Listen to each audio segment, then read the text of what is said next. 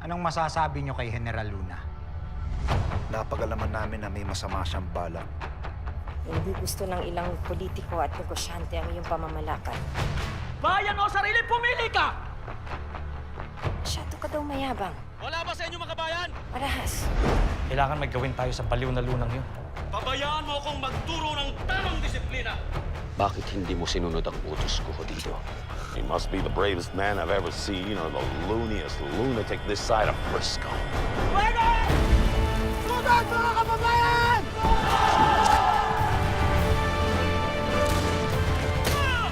Unleash hell! Mga Amerikano. Si Antonio Luna ay malupit, abusado, mayabang.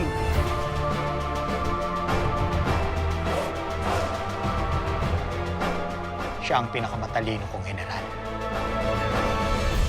Walang nakaangat sa batas kahit na presidente. General, baka may makadinig. Eh di makinig sila.